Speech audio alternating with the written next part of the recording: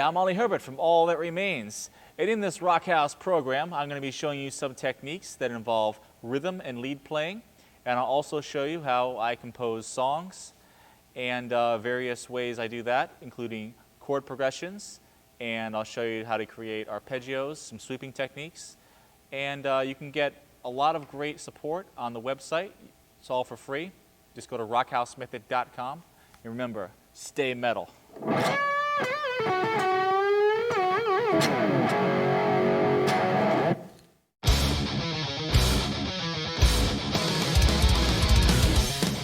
All right, let's get in tune.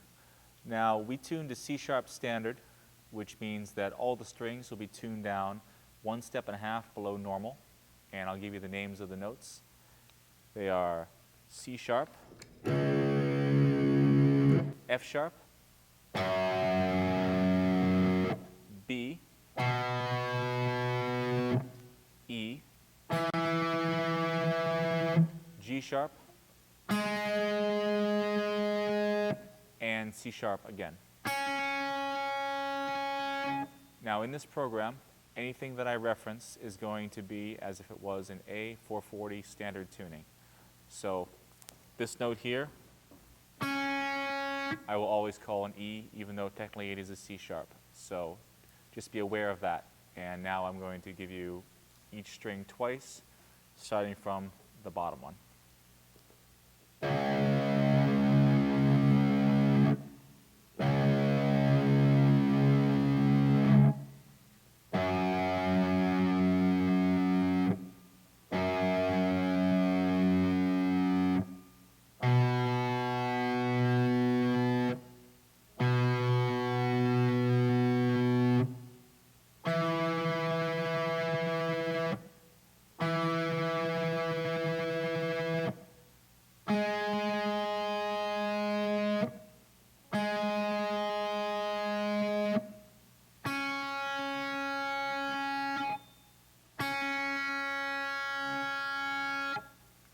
Okay, so the most accurate way to tune is with an electronic tuner, and if you don't have one, you can go right to the website, and they have a downloadable tuner online, and get yourself in tune.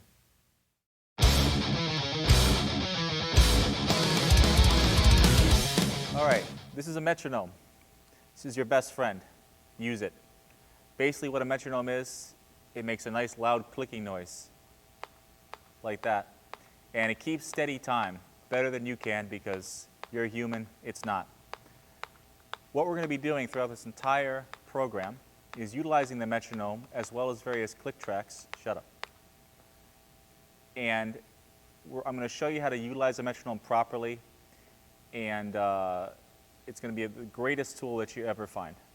So the first thing I want to show you is how to play on the click of a metronome.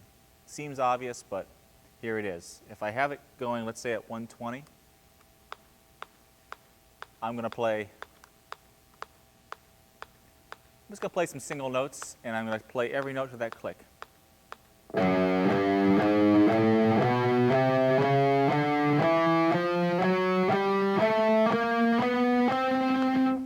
Now if you notice, all my notes were even. They were in time with the metronome. And I held each note out till the completion of the next one. So this will train you to be a very fluid, even player and stay in time. Now granted, if we keep cranking up the metronome to say 208, and we start playing quarter notes,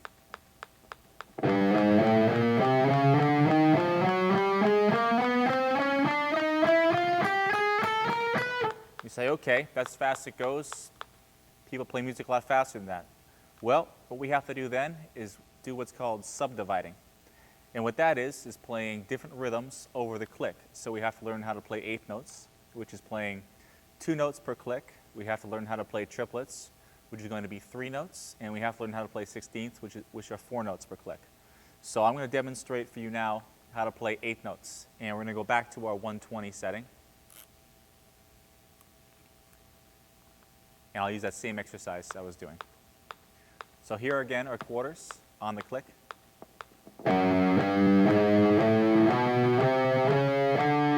And now 8 notes.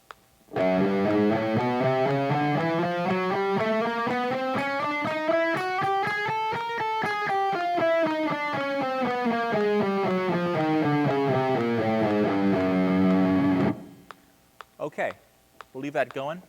Now we're going to do triplets, and we're going to be playing 3 per click, and we're going to play that just on the high E string to start with.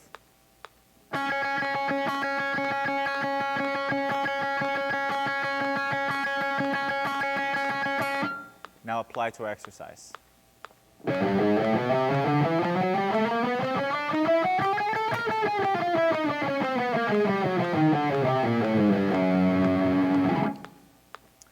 And finally, 16th notes. 4 notes per click. So once again on the high E string.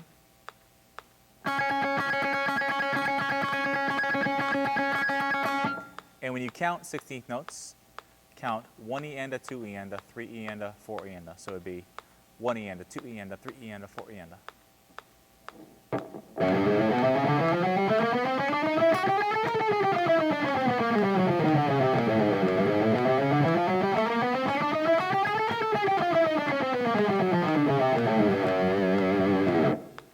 And we'll get into various other rhythmic groupings throughout the program, but for right now, that's all you need to know, and use it. Now, if you don't have a physical metronome, there's one on the website that you can download, and that can be your best friend too. So I'm going to hand it over to my friend here, and we'll continue with the program.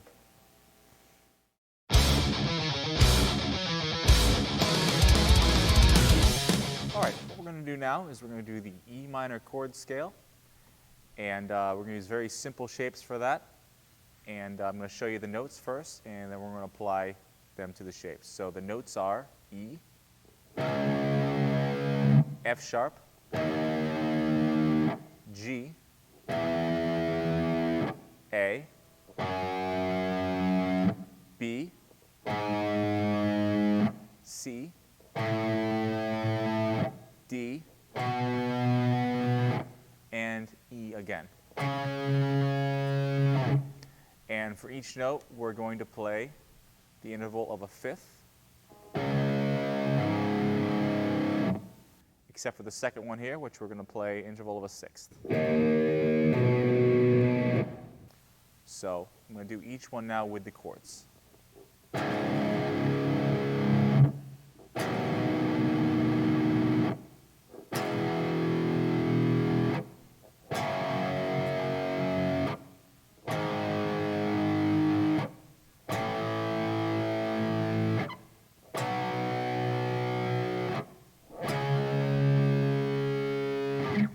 And now I'm going to do it at a tempo, and I'm going to let each note just ring for 4 counts.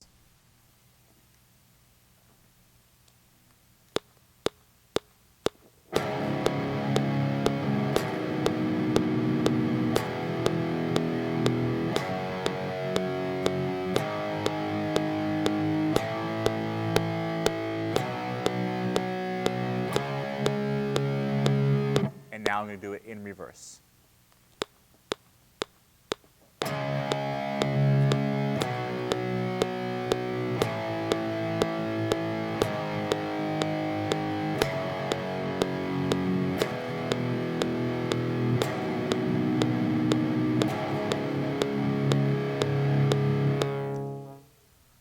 Okay, so all of these chords in the E minor chord scale can be used together to form various progressions. I use these in a lot of my songs, and you can too, so have fun with this one.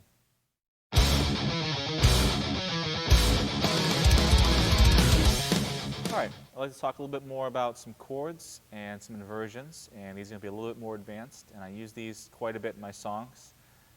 And we're going to start right off with the E sus2 chord. I'm going to show you a couple variations. So the chord looks like this.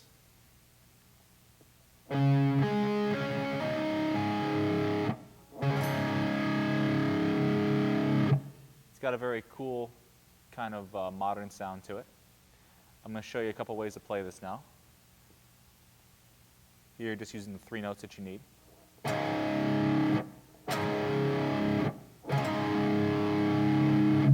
And now the same idea here, except we are skipping the D string. We're going to mute it.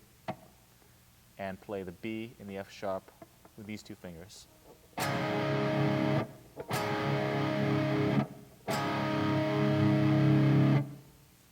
Okay, staying with E, we're going to play now another chord that uses muted strings, and it's an E minor 7. Now, when you play an E minor 7, if you're in clean tone, you might play it like this. And distorted, you know, doesn't sound very good. So we take off the D string, we mute it, and we play only the E, the D, and the G, no fifth.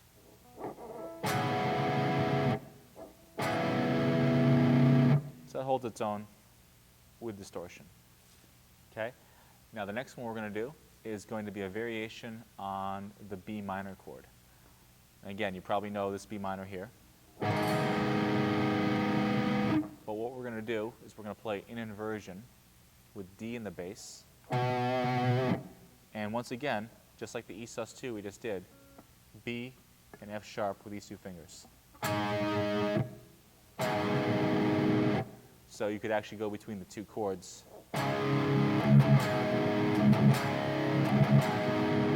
That's a pretty cool exercise, and sounds good.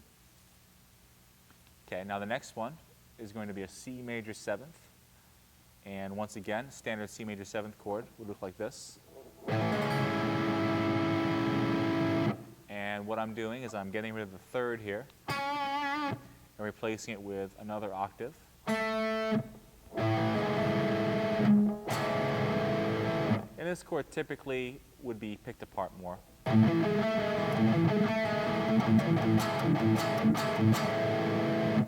it's a really cool sound. Finally, let's talk about how we convert major triads into 3-note chords just using the root, the third, and the octave instead of the fifth. Like for instance, if I play C, E, and G, again, it doesn't sound that good. So if we use the octave instead, it's a little more passable. And this shape will work for any major chord. So this would be C, D would be up 2 frets, E. Now if I want to make it a minor chord, I start with the minor third interval, and the octave's the same. So root, minor third, octave.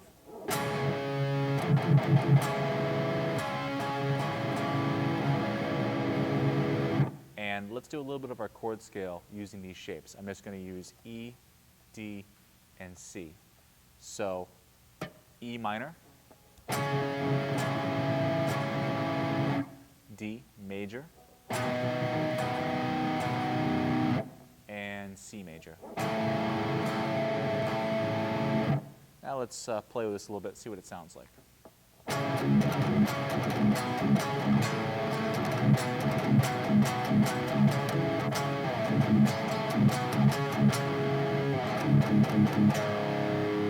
So it sounds pretty big, holds its own with one guitar, and work on those chords and see what happens.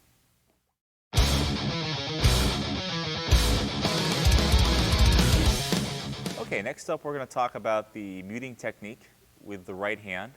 And this is a great way to get a heavy tone, and it's used in all of metal and quite a bit of rock as well. And let's look at how to do it. First off, I'm going to put my right hand, the knife part of it, where the string and the bridge meet. Just going to rest it there. And I'm going to hit the low E string, and I'm going to play like an E power chord.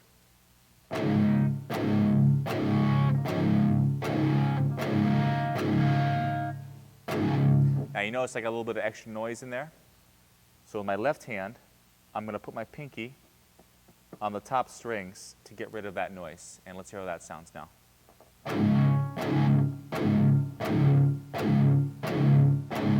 And that's going to be much cleaner. Now, what you don't want to do when you're muting is have your hand somewhere in the middle of the bridge, because it's going to sound like this. So basically sounds like nothing. So again, make sure you're where the bridge and the string meet. And the other thing that you want to look at is the angle of the pick. If the pick is coming straight ahead, you get more of a dull tone, kind of like this. And if you angle the pick downward like that, it's a sharper attack.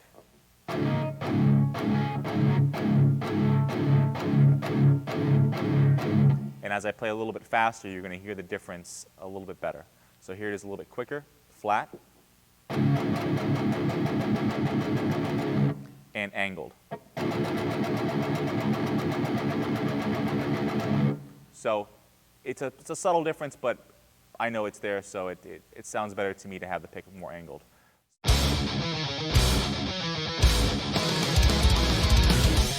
Okay, now we're going to do the intro rhythm for the song Chiron off the album Overcome. And in this intro rhythm, there are only 4 basic chords, and they are E, B, A, and B, D sharp. And to start off with, I'm just going to play the chords in order, just using whole notes, and then I'll put the rhythm in a little bit. So here are the chords in the correct order.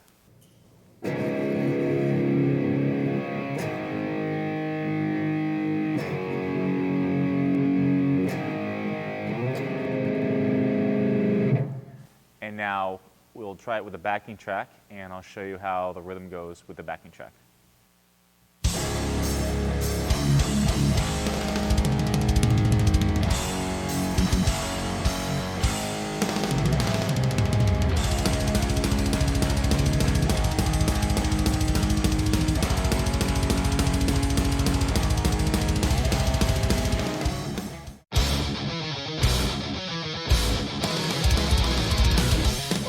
Now we're going to be talking about how to get some faster rhythms with our right hand, and namely 16th notes. And we're also going to be doing a couple of galloping patterns as well. And basically what you need to be able to do is to alternate pick, and we're going to pick the bottom string and we're going to mute it just consistently back and forth, down and up like this. And as I mentioned before, make sure that you're exaggerating the motion at a slow tempo to get the tone that you want.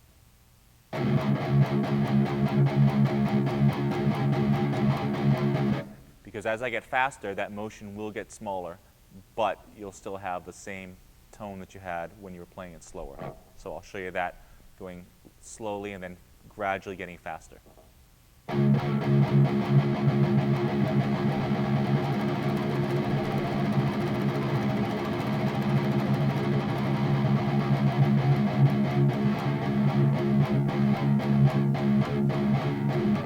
And you notice that when I went from slow to fast and then fast to slow, the hand motion became smaller and then wider again. So just like with the down picking. All right, now we're going to do what's called a gallop. And this is just taking an 8th note and 2 16th notes. And it almost sounds like, you know, you're playing, riding on a horse or something like that. It's like this.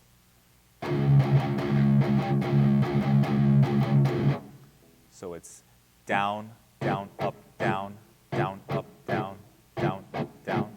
Here it is slow. Here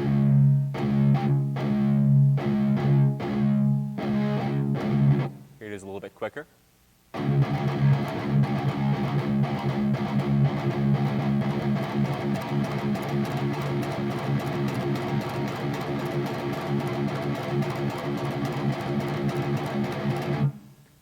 And next thing we're going to do is the reverse gallop, which is 2 16ths followed by an 8th note. And this is very, very common, especially in our music. And here it is really slow. And the picking for this is down, up, down, down, up, down, down, up, down, down, up, down.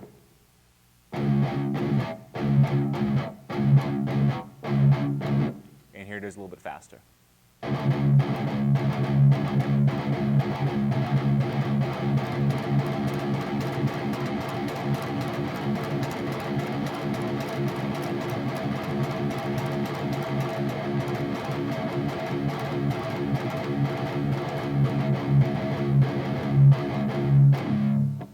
And right now I'm just playing on one string, but if you would like to, you can try these patterns on multiple strings, maybe 2. They get much more difficult, but the tone will change. So here is the straight 16th played on 2 strings.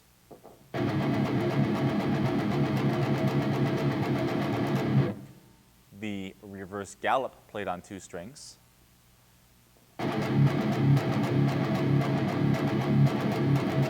And the regular gallop played on 2 strings.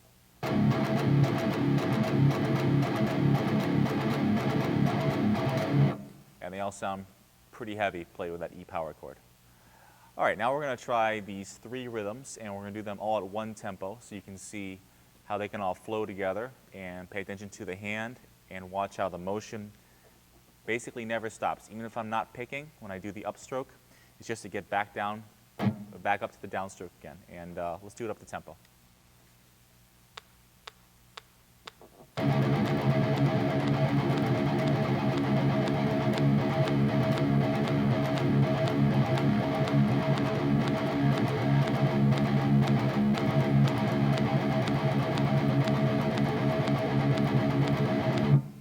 Now with 2 strings.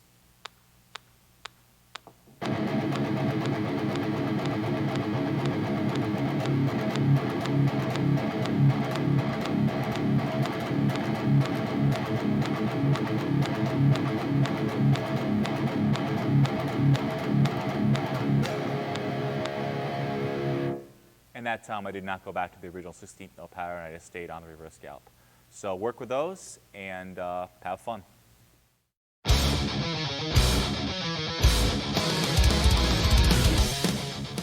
Okay, now I'm going to show you the intro riff for the song This Calling off the album Fall of Ideals. And we're going to break this up into the basic chords and intervals and also the rhythm. So first off, I'm going to show you the basic chords. And they are as follows. E,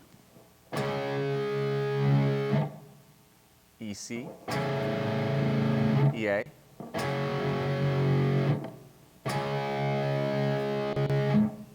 down to our third.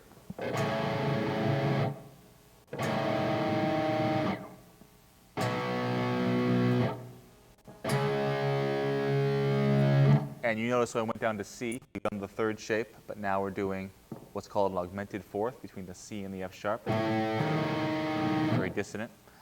So I'm going to play them really slowly with the rhythm now, and pay attention to the right hand 16th notes and the reverse gallop pattern that will follow. So here it is, really slow with the chords.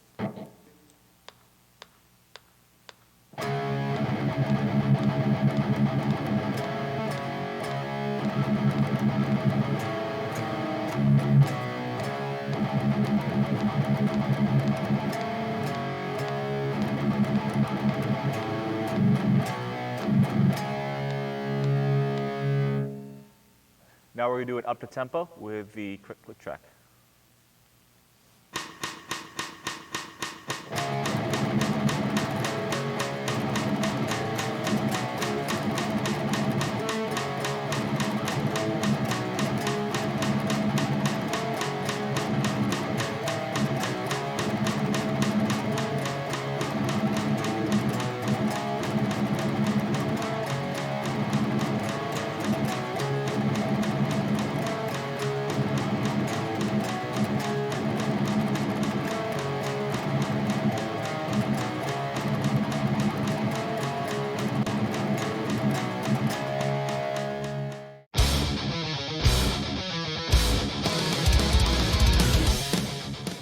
All right, let's do some scales. Now, you should know what a scale is at this point, but if you don't, all it is just taking the notes and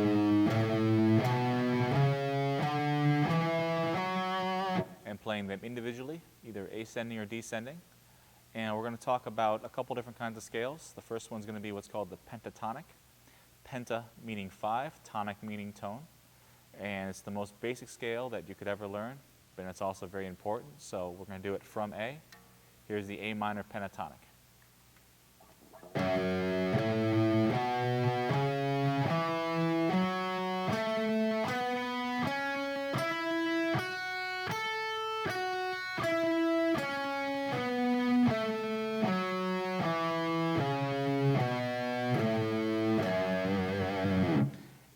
first, everything was 2 notes per string, and the notes themselves are A, C, D, E, and then G. Then those notes repeat at the octave. A, C, D, E, and G. And lo and behold, another octave, A, and then C. So here it is with a click track.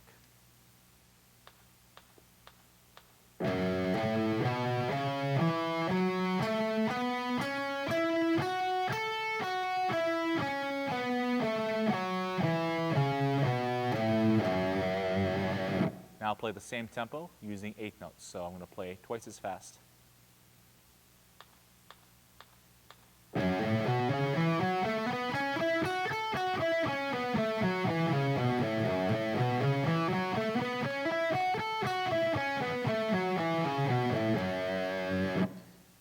All right, so that was just one pattern, the minor pentatonic. There are 5 of these patterns, and you can learn all of these on the support site if you wish to delve further into the world of pentatonics. But I'm just going to show you this one for right now, and hopefully you learn them.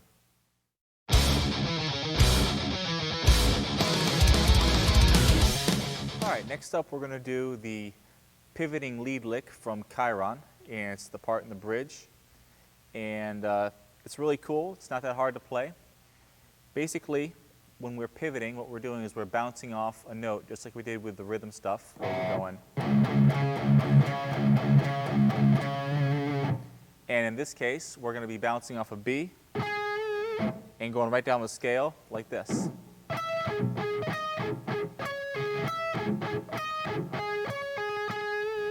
So B will be our pivot, and then we're going to go up to C.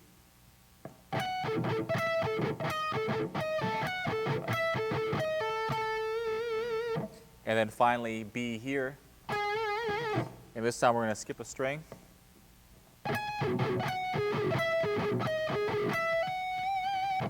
So I just showed you the general thing that I'm doing, but now I'm going to break it down and show you each part. Okay, so the first section right here, B is our pivot point, and we're going to use downstrokes for the whole thing. And here it is.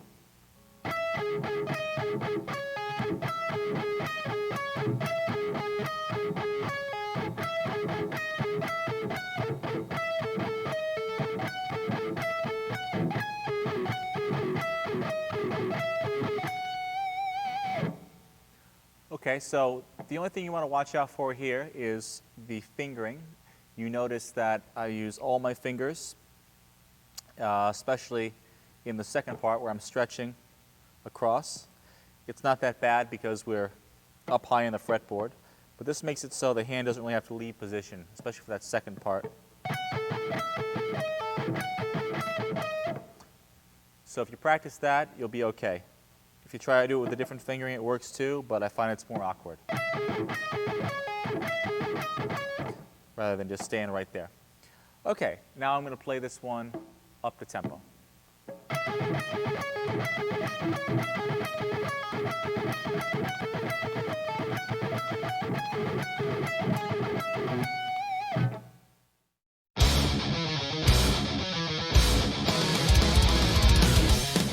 Okay, now I just showed you how to play a pentatonic scale, an A minor pentatonic scale across the fretboard. What we're going to do now is examine just the first 4 notes of the pattern.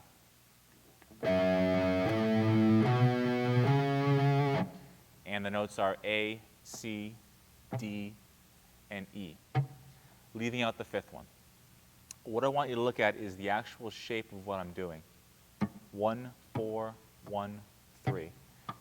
And this pattern is going to repeat at every different octave, all 3 octaves. So we go up to the next octave A.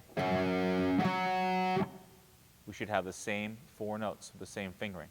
And there they are. Now we go up to the 3rd octave A. And remember, when you find your 3rd octave, instead of going over 2 strings and up 2 frets, it's over 2 strings and up 3 frets. And here's the same shape. And So now I'm going to play across all 3 octaves at a slow tempo. And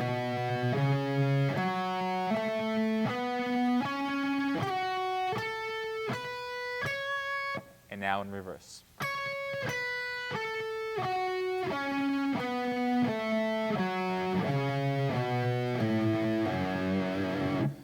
So what this is doing is enabling you to play across your fretboard in a diagonal fashion without really thinking about the entire box shape that you're doing, but just that one little 4-note shape.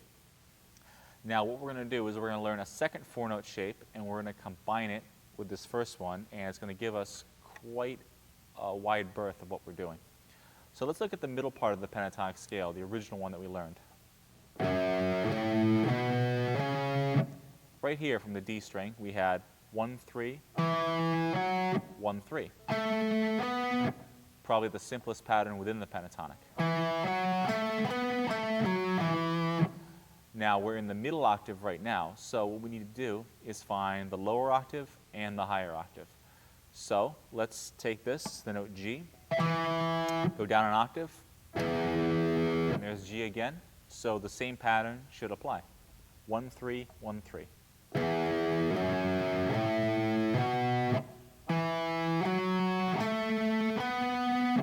And now the third octave. Remember, here's your G. Octave G. Now all 3 of them together.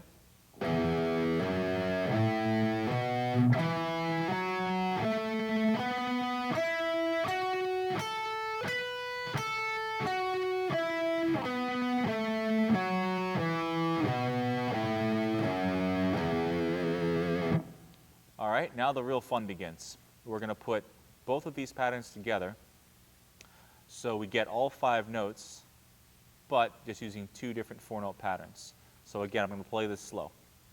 Starting on G. Now we're going to shift up to the original pattern. Now we're right in position here for the next G pattern. Shift. Watch out here, 1 fret shift, G.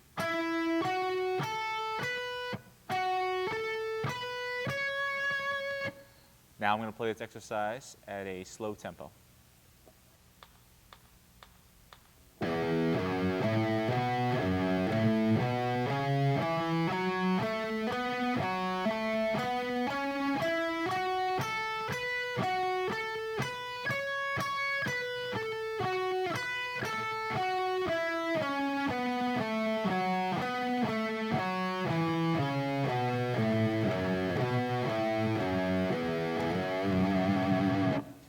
Now you notice that I'm covering almost 3 octaves worth of fretboard here, just with those 2 shapes, and I'm getting all 5 notes. So as you get familiar with connecting these 2 shapes, you can try different ways to get in between them. Like for instance, you don't always have to return to the bottom pattern. You could slide up here.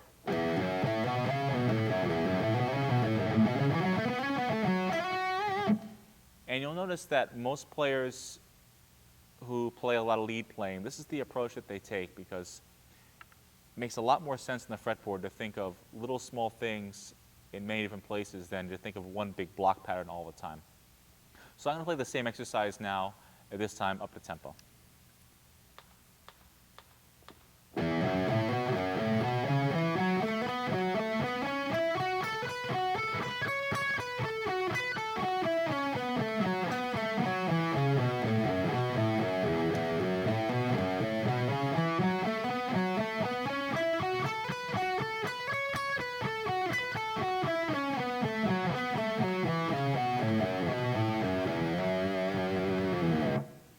And you also notice too, alternate picking the entire time, and you want to make sure that you're accenting the notes nicely. You don't want to sound like, you want it to be very strong.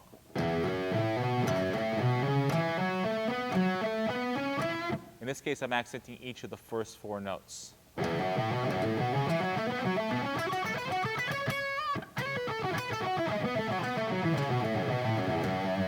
it sounds way cooler than playing everything always the same.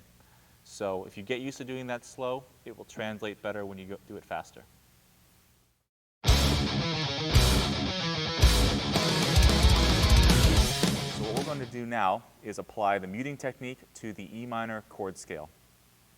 And we're going to play each chord for a period of 4 measures.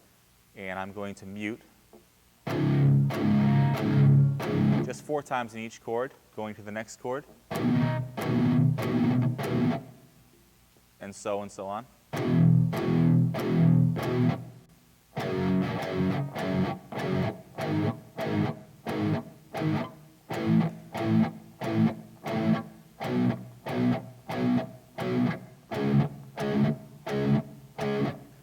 And now we're going to do that in tempo.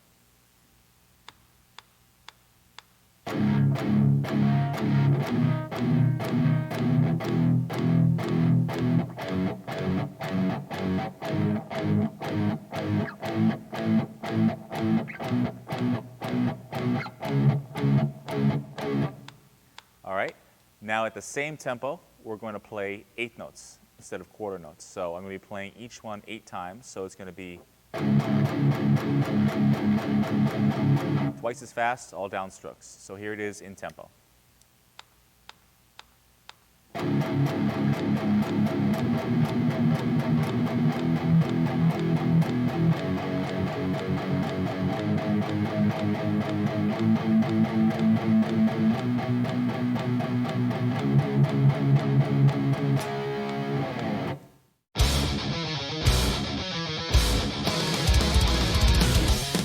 Now, another way to do a muting technique is to work on muting and then unmuting. And what I mean by that is we're going to mute the bottom string, then we're going to play the A string of the power chord unmuted. So we're going to kind of bounce back and forth like so.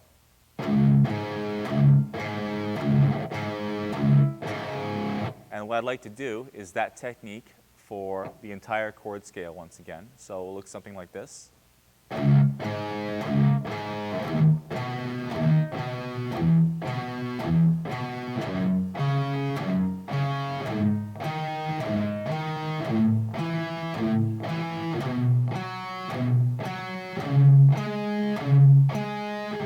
now I'll do it up the tempo.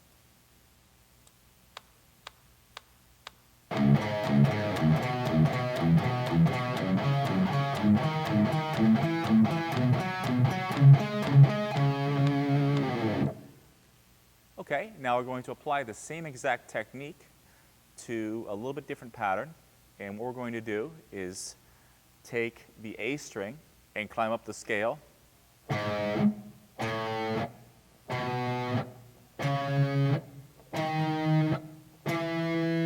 We're climbing up the G scale. It's going B, C, D, E, F sharp, and then G.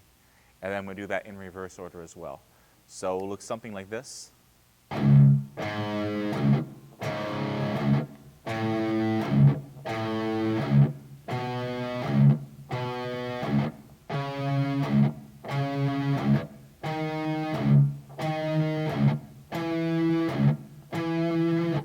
And here it is up the tempo.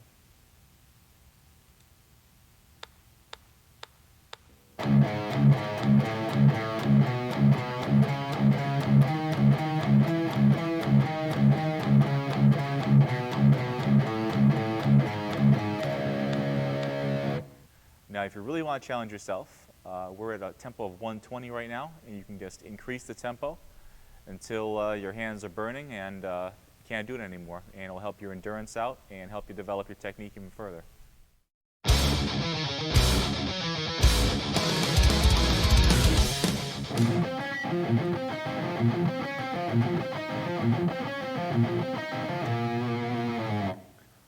Okay, I was just playing muted string chords, and I was picking across the strings, and got a nice clean sound by arpeggiating the notes and not letting them bleed together like this. And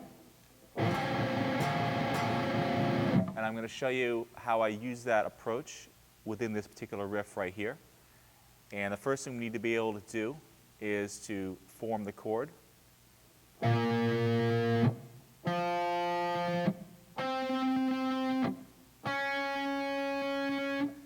So we'll play it one note at a time. We're not going to mute anything at first. And then back, we're going to use all upstrokes.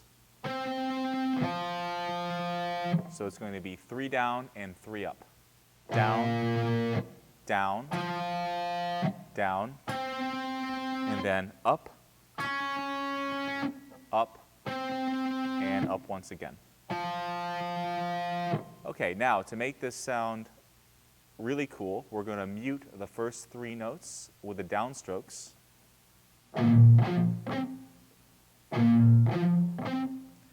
Make sure your hand adjusts to the string that you're on, this part of the hand here. And on the way back, we're going to play everything unmuted like this.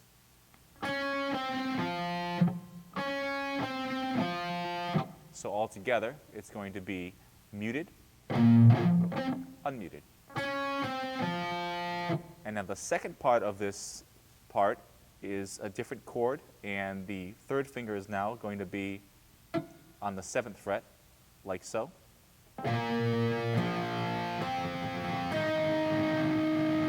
So get used to that shape. And it's going to be the same exact picking technique. 3 down, muted, and 3 up, unmuted, but distinct. So make sure your hands lift a little bit.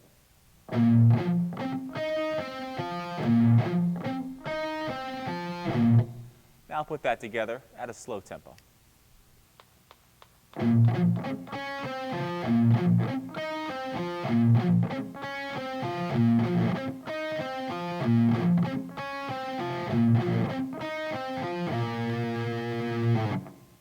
And here it is up a tempo.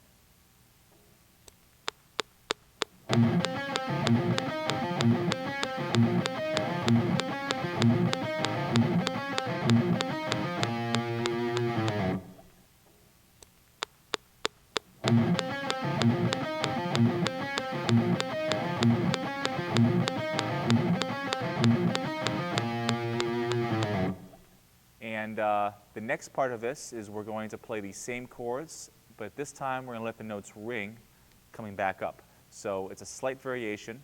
So the same muted notes for the first 3. And this time, let that chord ring through. And the same thing with the second chord.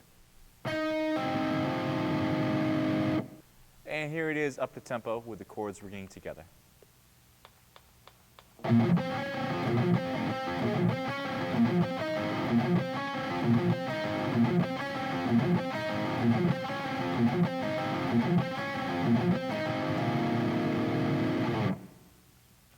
Okay, if you're having any trouble following along, don't forget to use the tab, and good luck.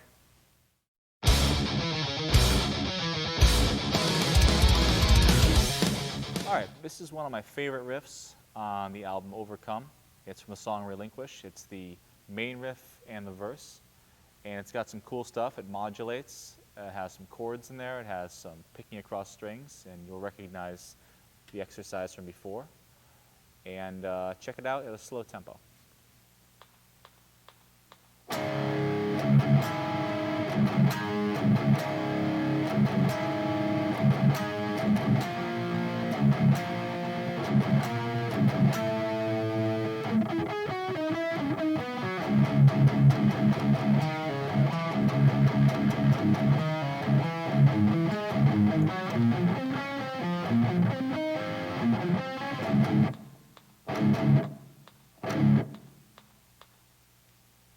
And here it is up a tempo.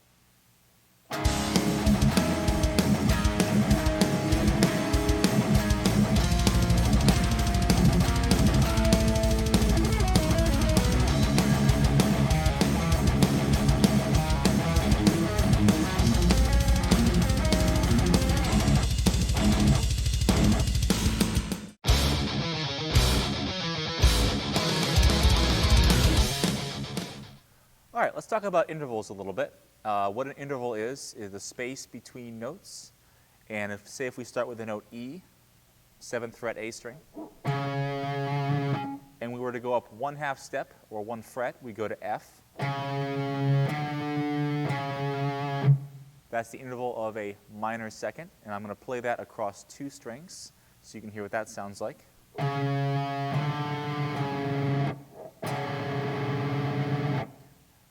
Now there are various intervals, and I'm going to go through each one of them. And we're going to start with the most used ones first, and then we're going to kind of go right in order from there. So let's go to the chord scale that we just did, and let's look at what that interval actually is. If I just start on the top note E and I go to B, it's what's known as a perfect fifth.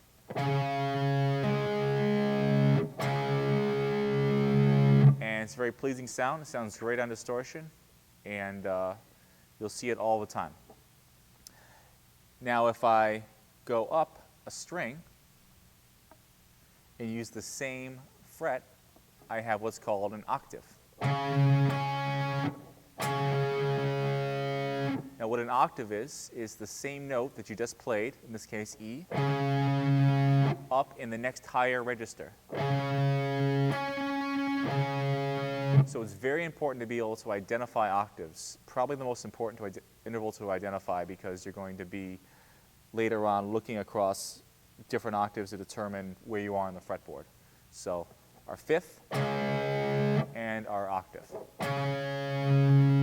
And the next most common is the perfect fourth, which is the same fret on the next string, which would be A in this case. So now I'm going to put those 3 perfect intervals together, and let's see what they sound like. So starting with the fifth, the octave, and the fourth. They'll have kind of a nice, pleasant, non-confrontational sound to them. Okay, now we're going to go right in order, starting with the smallest interval going to the largest. And we'll start with the minor second, which I've already discussed, E to F.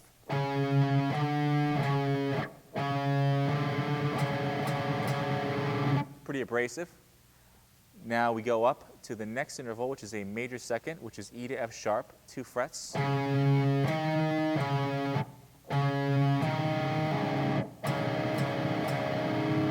Sounds kind of like chopsticks. Next up is the minor third. If you go up 3 frets, E to G, across 2 strings.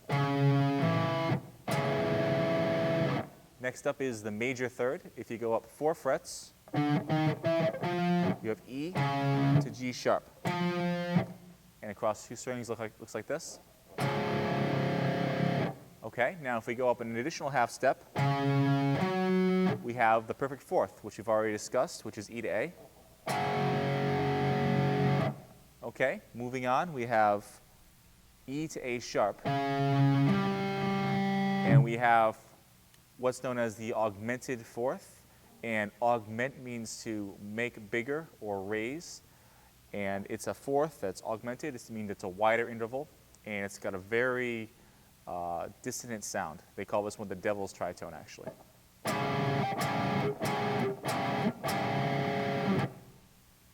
Next up, we have a familiar interval, the perfect fifth, E to B. Half step higher than that, E to C.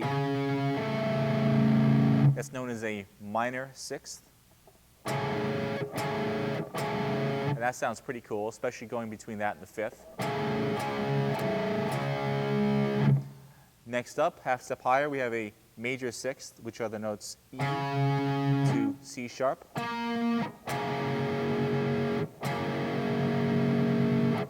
Half step higher than that, we have a minor seventh, and the notes here are E to D, and I'll show you a couple ways to play this. And if you want a way to play it that sounds a little bit better, skip a string and go right to the G string on the same fret, on the 7th fret. And make sure you're muting the D string. And the next one is going to be a major 7th. So we had our D right here. E to D sharp.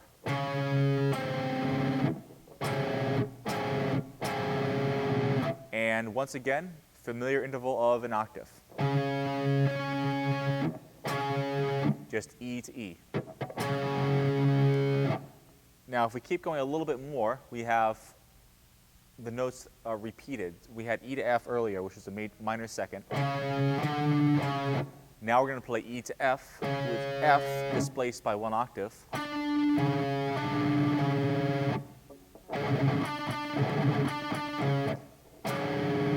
That's very dissonant sounding. It's a minor ninth. And finally, E to F sharp. We already played down the octave as a major second. But by displacing it up an additional octave, we have a major ninth.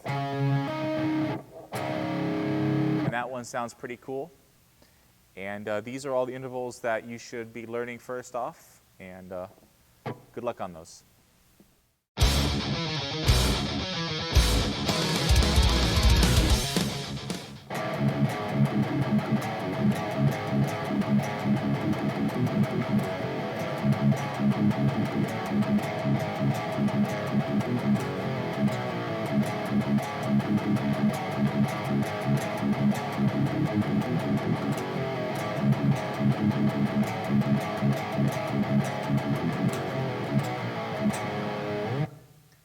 All right, what you just heard there was the chorus for Relinquish, and it's all down-picked, and there are some intervals that you should be familiar with, and I'm just going to go through each one, and then we're going to play it with the backing track. All right, so I started off with a minor sixth from B, fourth, major sixth from C, back down to B, fifth,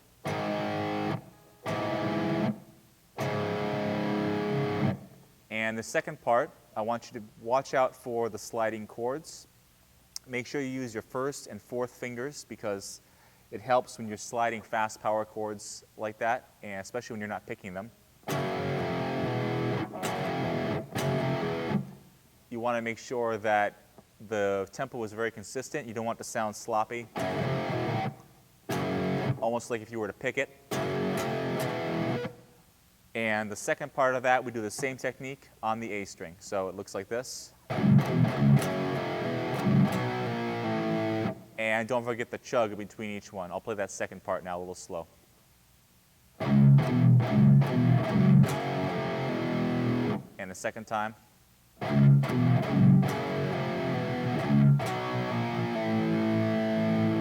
And here it is at a moderate pace, whole riff.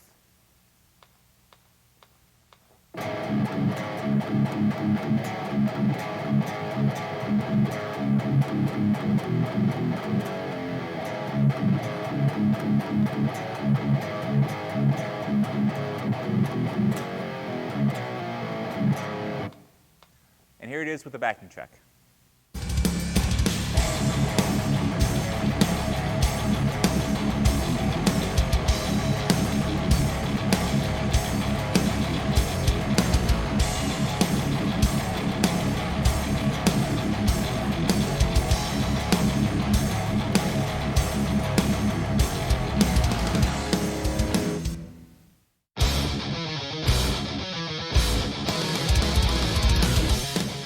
All right, we're going to be doing the verse riff for Chiron now, and we're going to discuss the techniques involved. This is pedaling as a rhythmic technique. And basically what pedaling is when you're bouncing back and forth between one note consistently and playing a bunch of other ones. So, for instance, the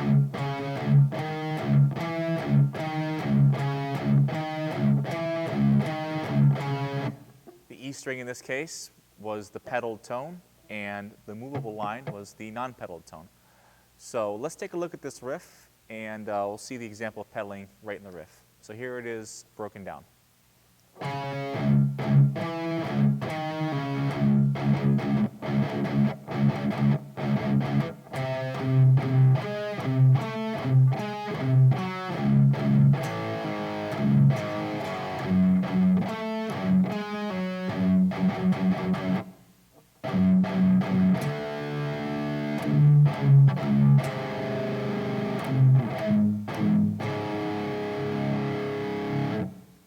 Okay, so you notice that in the first half of that riff, I was bouncing between the E and the A strings. And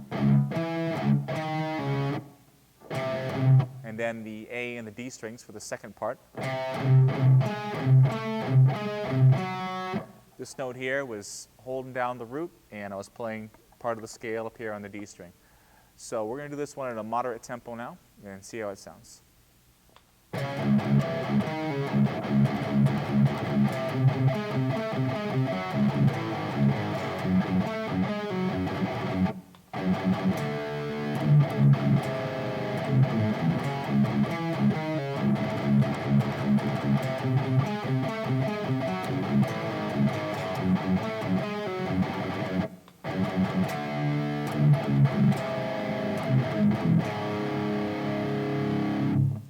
And now let's do it at a tempo with the backing track.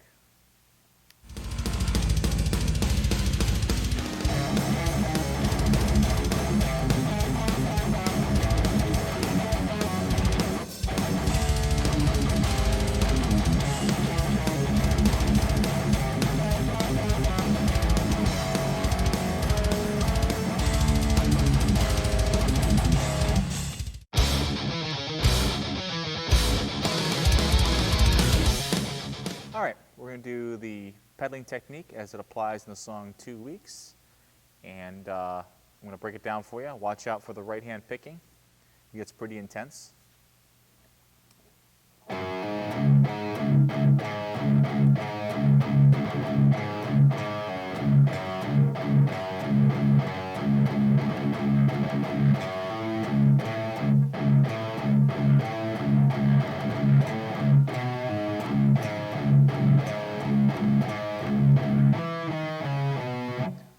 All right, so you noticed here that I was bouncing mainly between the E and the A strings, playing 2 and then 1. And when I wasn't doing the 8th notes, I was playing the reverse gallop. So this one, you really got to keep on focus with the timing and get your right hand up to speed. So we're going to do it at a moderate tempo now so you can see it more in rhythm.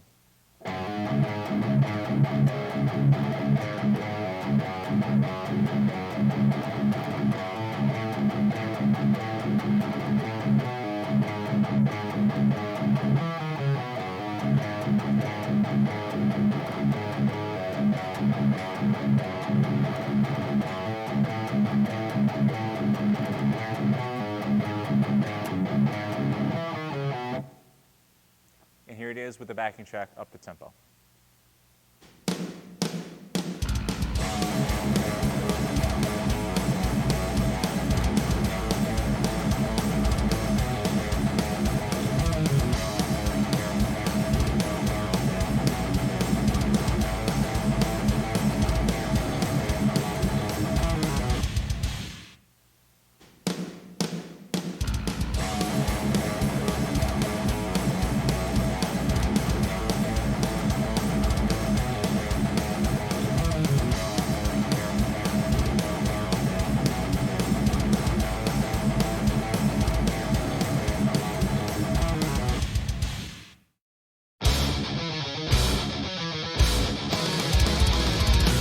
Okay, now let's do some diatonic scales. What is a diatonic scale? Well, it's your basic 7-note scale. Dia means note to note, tonic means tone. So the A minor scale, which one we're going to do, is going to be 7 notes, A, B, C, D, E, F, G. So it's like the pentatonic that we just did.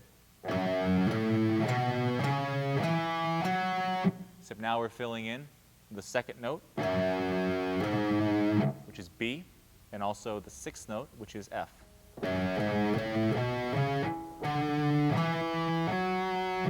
And we're just going to do this up 1 octave. So the notes are A, B, C, you guessed it, D, E, F, G, and then A again.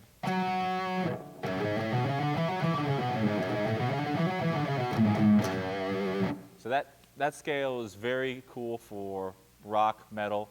It's got a dark quality to it, so you're going to need to know it.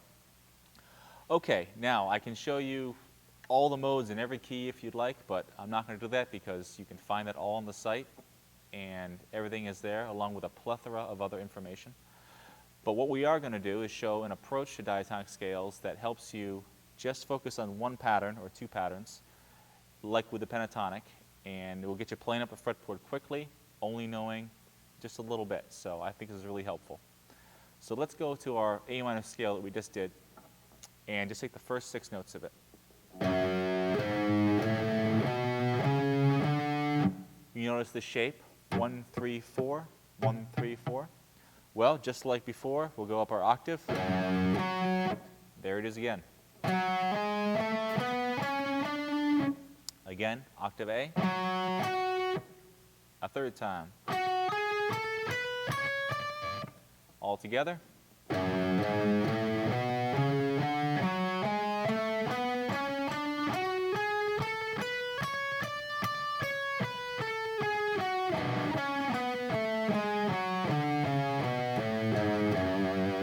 Make sure when you play the G string, don't hit the D string instead like I did, because, you know, it doesn't sound as good.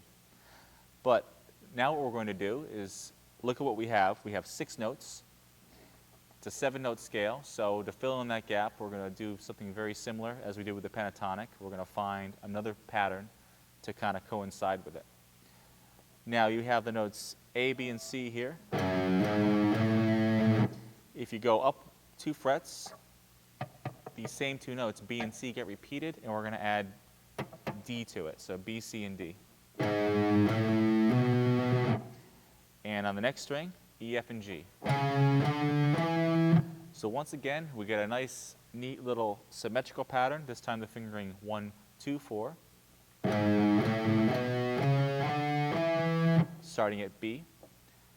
Now we're going to sequence this across 3 octaves the same way. So here's our first B, our second B, and our third B. Here we go.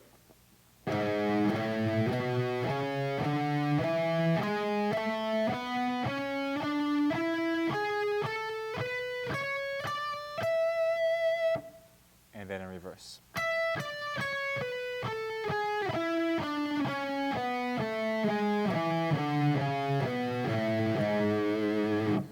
Okay, now, like before, we have all 7 tones that we need. So we're going to sequence each one. We're going to play the first 6 notes. Slide up to the next position and play these 6 notes. And then we're right where we need to be. Small position shift like before. So now I'm going to do this at a moderate tempo.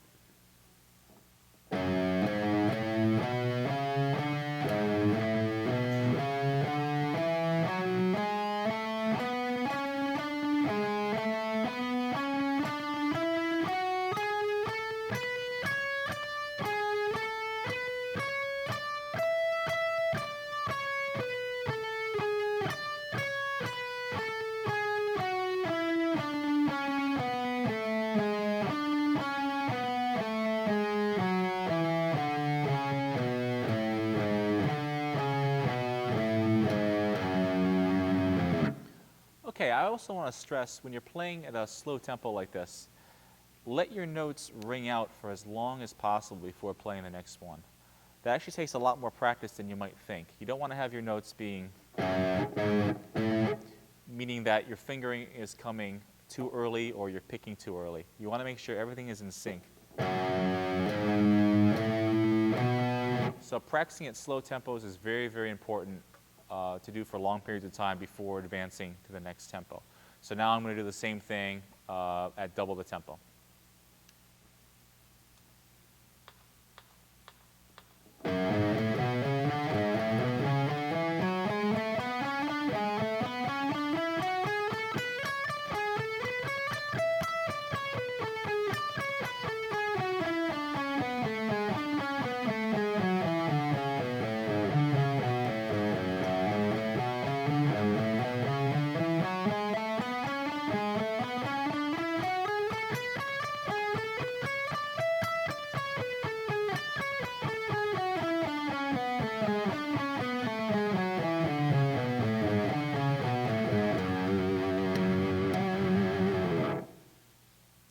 Okay, now we're going to add one more pattern to this because it's another symmetrical pattern, and it gets you even higher up on the fretboard.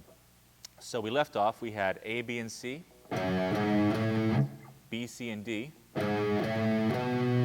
Now pay attention to these two fingers here because we're going to replicate those two notes. We're going to play C, D, and there's E. And it's the same pattern across two strings once again. And once again, C, octave C, and the third octave C. So here's that.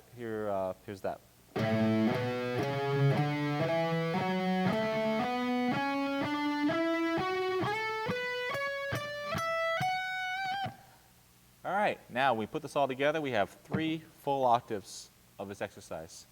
And when you play the last part of the first area here, we're actually going to repeat the note A, so don't get freaked out by that. So let's do this at a moderate tempo.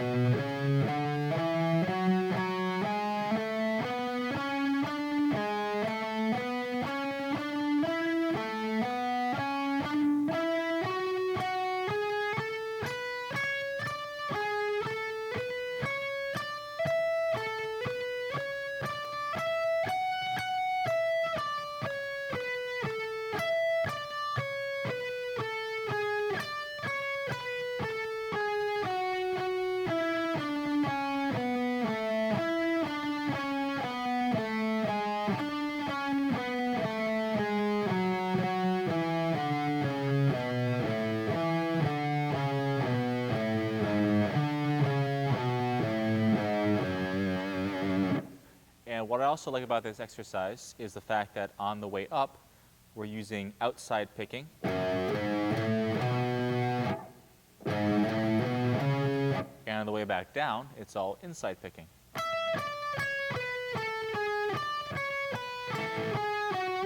So we get both areas of picking covered right there. So now I'm going to play this up to tempo.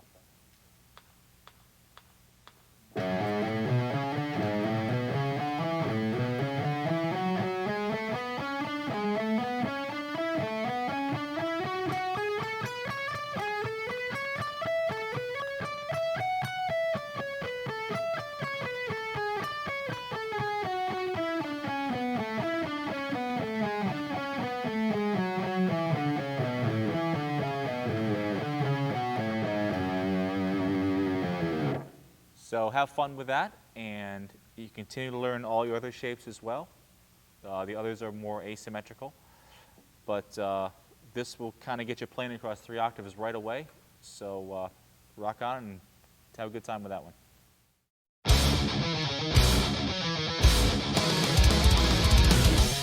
All right, let's get to a complete lead now. We're going to do the song Undone. And we're going to do the solo for that, and I'm going to break it up for you into slow sections, and then we're going to do it all to the backing track. So here it is, really slow. First section.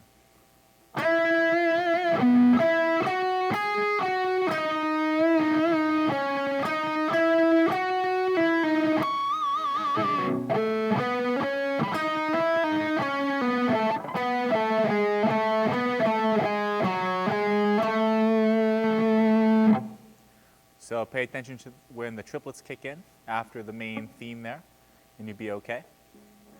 Next section is going to be kind of a 6-note pattern that we discussed, and here it is, really slow.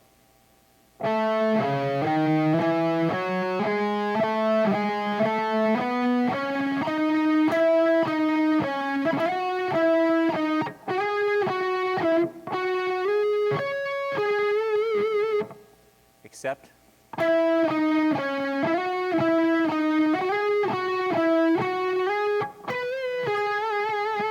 use that note instead. Now I want to make note here when you're doing this climb, don't try to do a regular position shift. What you want to do is actually slide into the note.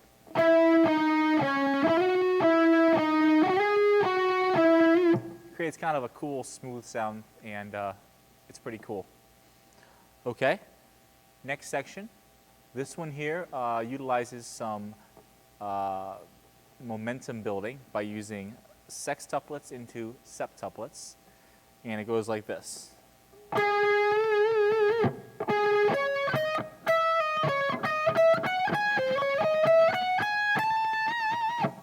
So again, there's 6 starting from here, from the G.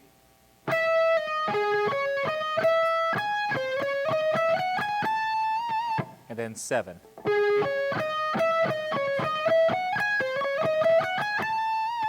So you get this cool kind of gradual increase in tempo. Okay, now we get to a couple of sweep arpeggios, all played in triplet fashion. We'll start off here with the C.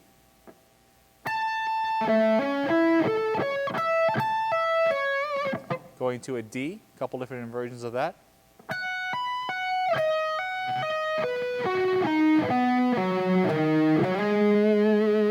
And again, watch the shifts.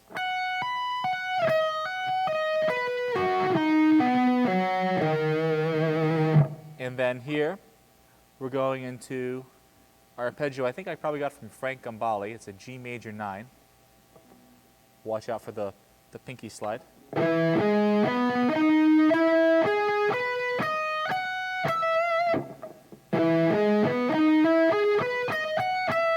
And that slide is just slid. You don't want to try to pick that. And then from here, we finish it off almost like a variation on an E minor.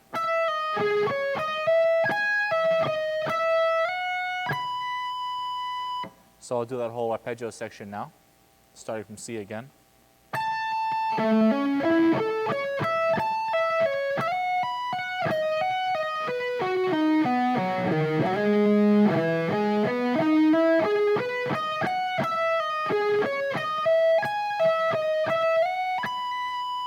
And then we finish it off with a melodic bending lick.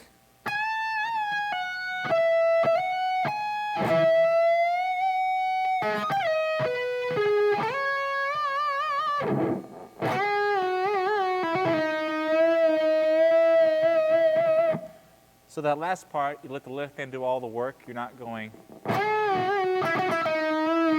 So that's kind of square. You want to be able to go all with the left hand. All right, so now we're going to do this solo with the backing track up the tempo.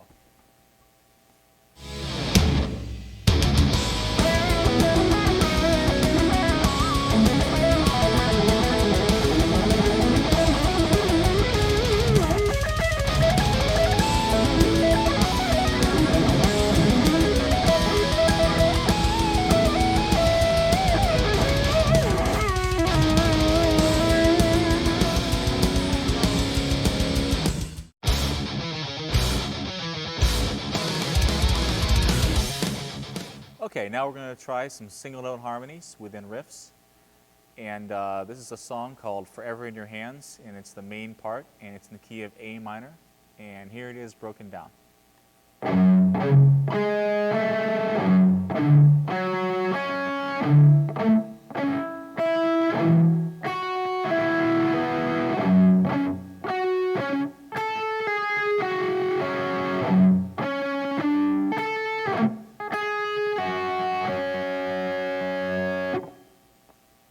Okay, so now I'm going to play this up the tempo with the backing track.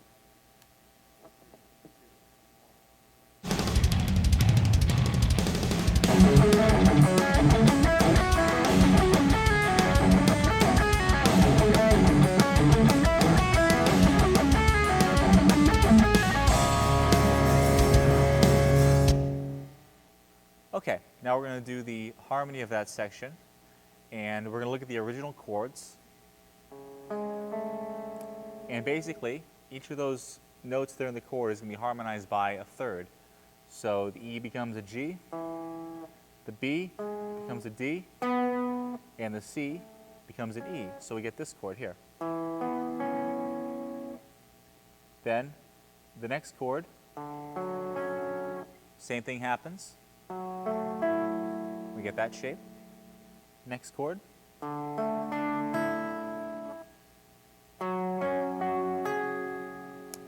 there's a fourth in here as well. Then finally,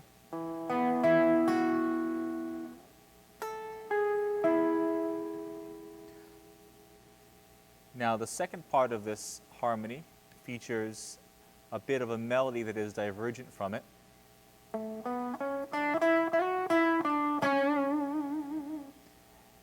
And then towards the very end, it locks up with a harmony again.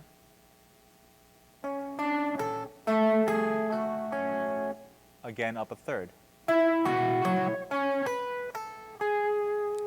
So here's the whole part played slowly, the harmony.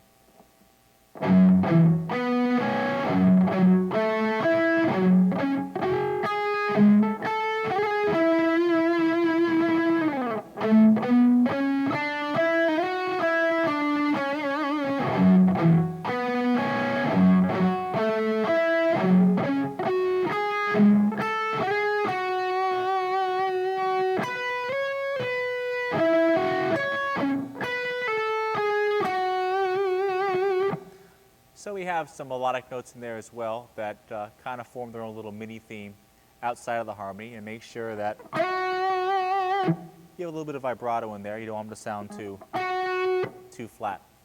So now I'm going to play this up the tempo with the original track so you can hear all the harmony.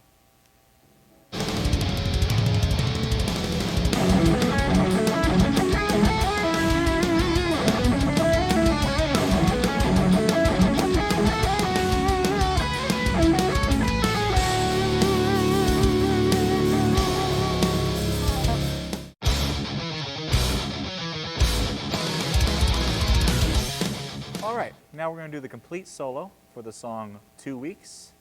And this solo kind of has two completely distinct sections. And the first one is kind of a soulful, bendy type of solo. And the second one is a muted triplet solo. It's got kind of a cool scale grouping and a pivot lick in it. So let's take a look at both sections played slowly. So we'll start right away with a unison bend. And watch out for your tuning. You don't want to go because people will throw stuff at you if you do that. So make sure you intonate that bend. And when you hit up there, you add a little vibrato for flavor.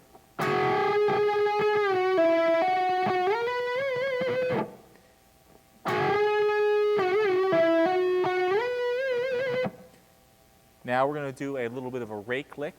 It's kind of like a sweep, but different. All we're doing is we're kind of accentuating into this top note.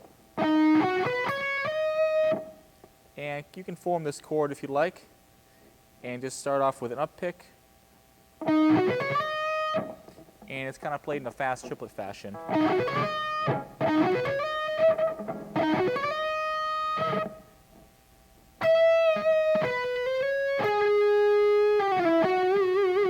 And when you do that, I'm actually letting these notes kind of come through. And this kind of a, I don't want to say sloppy way, but it's more loose than usual. So I'll put that whole first part together.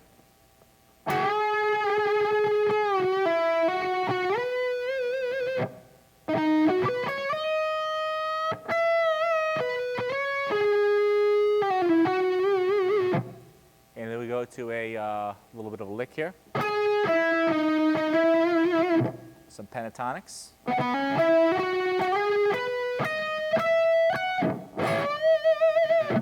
And here you're going to pick these very staccato. And bend up a step and a half. And do a trill at the end. So I'll put that whole first section together slow. Now if you hear that, stop, try it again because it's not in tune.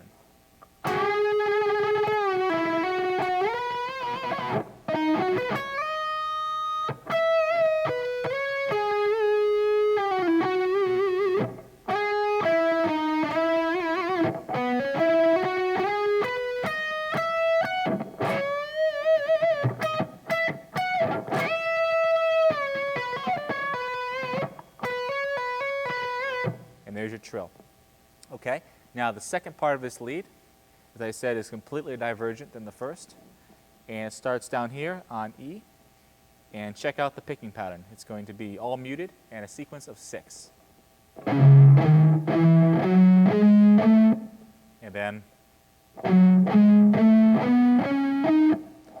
then we slide up to E again.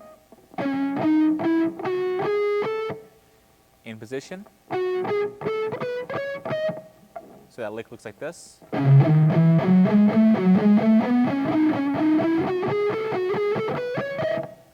And then from here, we're going to actually slide with the pinky down 2 frets.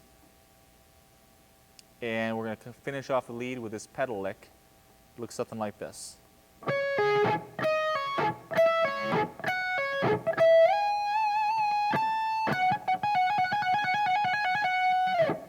I'll do that one more time.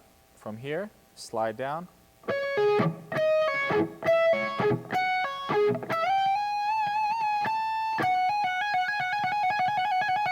And I'm exaggerating the muting on this B string right now, but when you actually do it,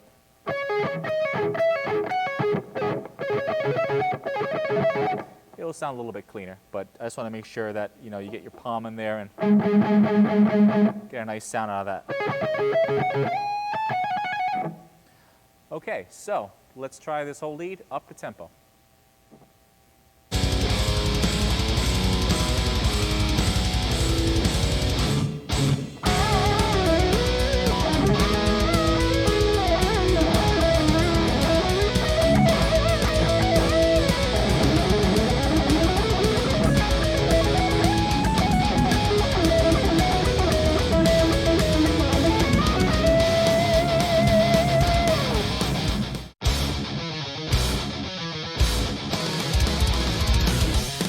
All right, let's talk a little bit about sweeping arpeggios and the technique involved.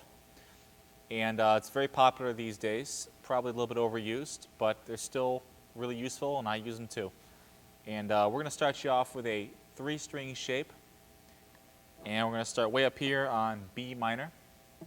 And first I'll show you the shape, then we'll talk about the picking and the technique.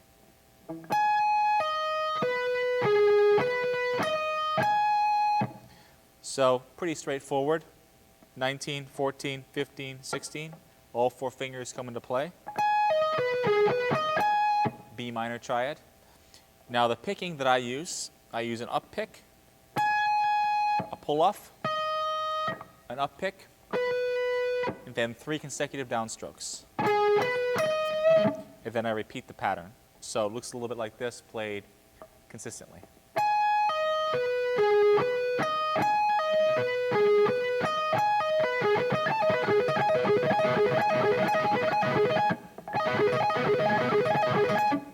Now make sure when you're sweeping, you're not trying to do this. Picking the notes individually. You want the hand to just fall through the strings, because sweeping is a one-motion type thing. So if I were to pick it individually, it would sound like this. Which is cool, slow. Yeah, it's very accented, but it won't get you any speed.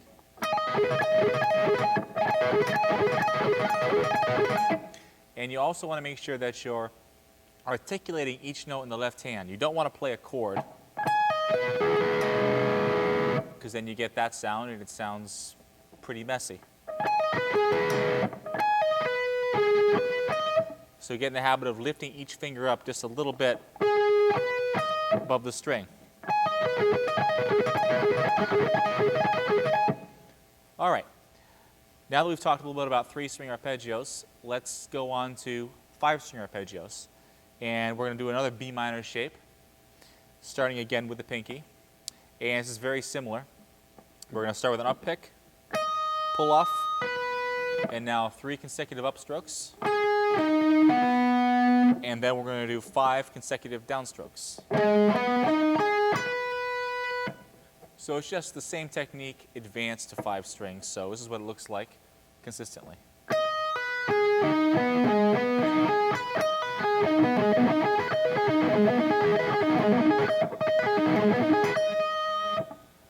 All right, so let's take a look at the song, A Song for the Hopeless, and let's look at how I apply these 3 and 5 string shapes to that solo.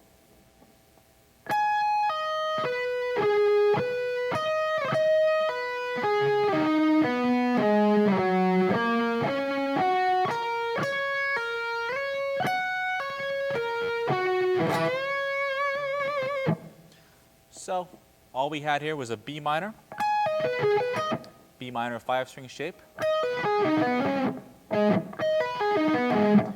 A major 5-string shape, and then an inversion of that A major.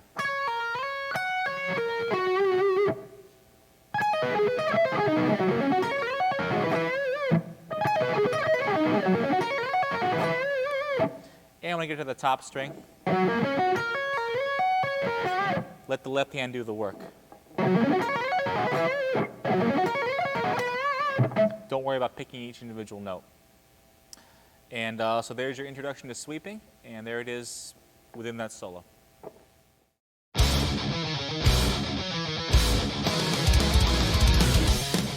All right, we're going to talk a little bit about sweeping now, and I'm going to use the weak will solo as an example because the whole thing is just 4.5 seconds of sweep-tastic lickage. And start you off with the first shape here. It's going to be just an F major arpeggio. And we're going to hammer on the first note. And then down pick the next 4. And then up pick the top octave. And that's going to be played in triplet fashion.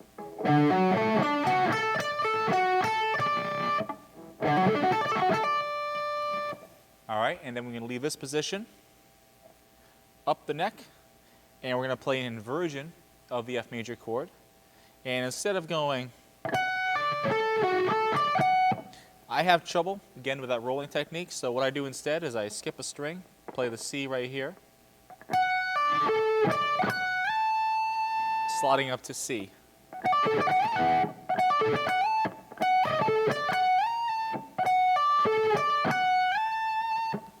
So those first 2 licks put together a little bit.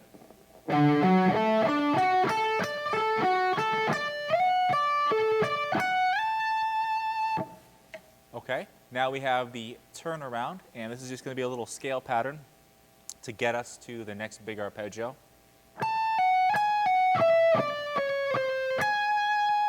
Once again.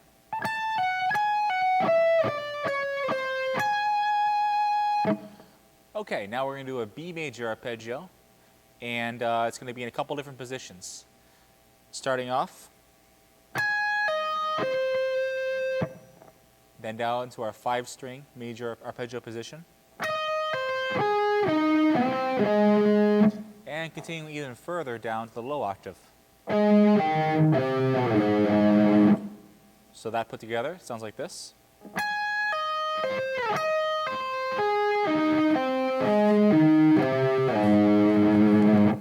And still on B major, we're going to do a different kind of arpeggio. Same kind, but different fingering, rather. We're going to take this fingering here and sequence that up 3 octaves.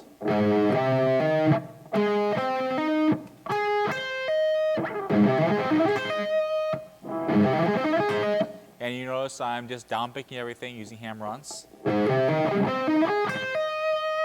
And finally, we're going to tap the 19th fret, the octave B.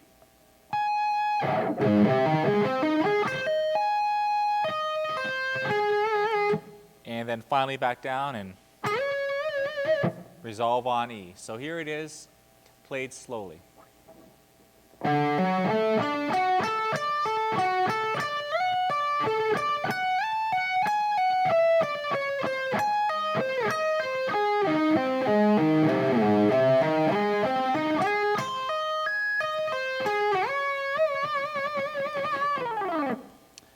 And here it is with my homemade backing track.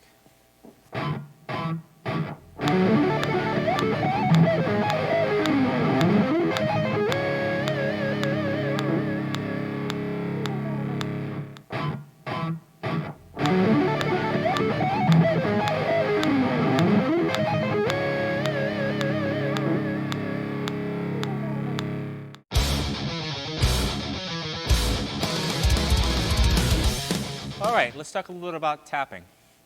And people are probably familiar with your standard finger tapping where you tap the higher arpeggio note, kind of like Eddie Van Halen. And that's cool, and everyone uses it, including myself. But what I want to do is show you a couple solos that really feature tapping as its own technique. And we're going to start off by showing you the solo for Not Alone. I'm going to play it. I'm going to play it for you now, and just watch out for the left hand too, because I'm doing some interesting chordal work in this hand. So here it is, really slow.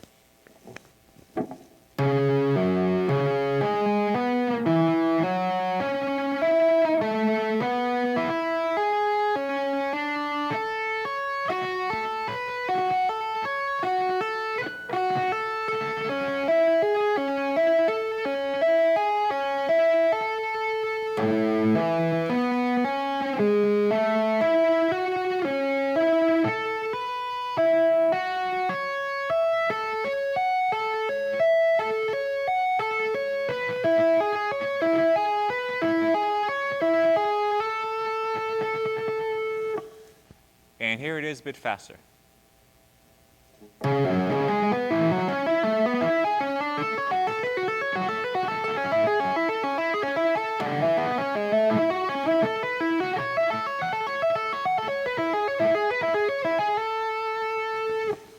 So that was a cool way to kind of just use an all tapping solo, no picking involved, to create kind of a good tapestry of arpeggiated sounds. And you can use this technique on any chord that you want. So I use this sus2 shape, and I could have went to any note in the scale, in the A minor scale.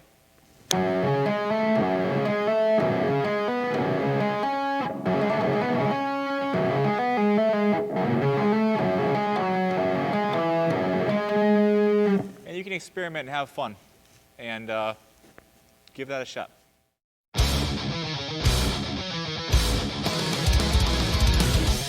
All right, let's talk a little bit about how to harmonize some basic power chords to create a bigger chordal sound. Now what I'm going to do to illustrate this is I'm going to play a basic C major chord on full distortion. And it sounds pretty terrible because all the frequencies are mashed together, and because of the gain in the amplifier, it just doesn't sound that good. But we want to create all the notes that are in that chord, which are C, E, and G. And we merely have to orchestrate that entire chord for 2 guitars. And that can be done just by playing a basic power chord, in this case for C. And the note that we're missing in this case is the E. So the second guitar player is going to play E and then the octave C, which is a minor sixth. So one person will be playing C power chord, and then the other one. And this technique will work for any power chord that you play in any key. So we're going to apply this now to the E minor chord scale that we did earlier. And I'm going to go through the shapes first before we do the backing track. So over the E chord, all we have to think up is a third. And in the key, it's G. Over the next chord, F sharp D, we're actually, in this case, just going to play a regular D power chord because we already have the sixth down here, so we're just reversing it. The third chord was a G. Go up 2 notes in the scale. Major third is B. There's your sixth shape on B. Fourth chord was A. Going up 2 notes, minor third to C, and here's your sixth shape. Then you had B, minor third to D, then C, and we already talked about this, the E, then D, Now earlier we did the reverse of this by playing the lower sixth, and now we're going to play the upper sixth.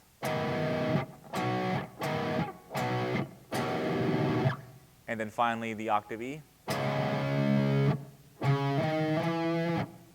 And there's that G major sixth shape again. So here it is with the backing track.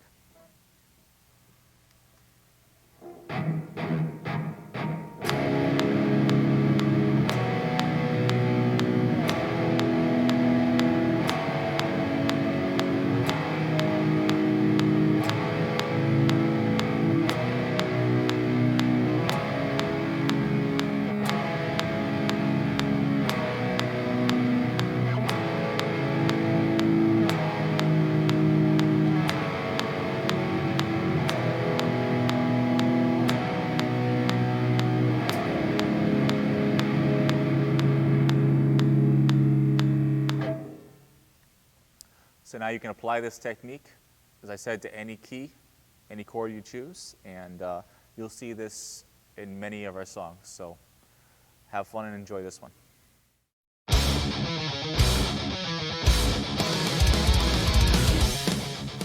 All right, what we're going to do now is we're going to take some of our scale patterns and we're going to apply them to a larger melodic grouping. In this case, it's going to be a grouping of 6. And what I'd like to do is utilize our A natural minor or Aeolian mode. And I'll show you the pattern, and it'll be pretty easy to remember and sequence up. So here it is, the first 6 notes. Now we're going to start on the same string, first finger, and do the next 6 notes in the key.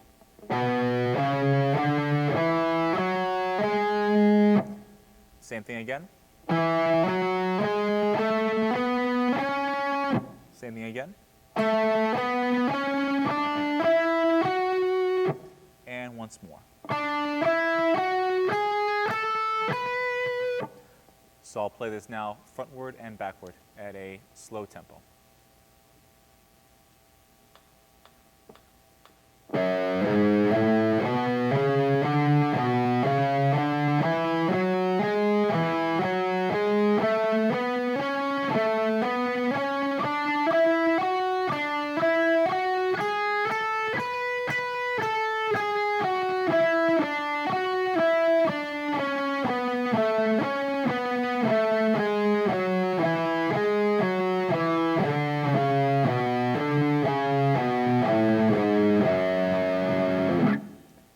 And here it is a little bit faster.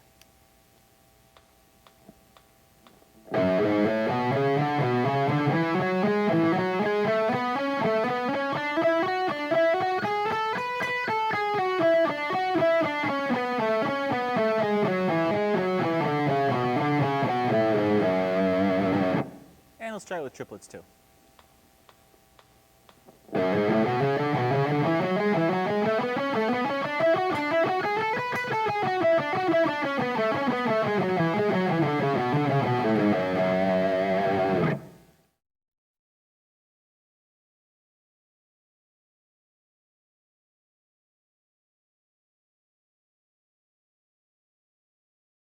Okay, so we can use that pattern to basically go across any scale that we want, and it works out really well.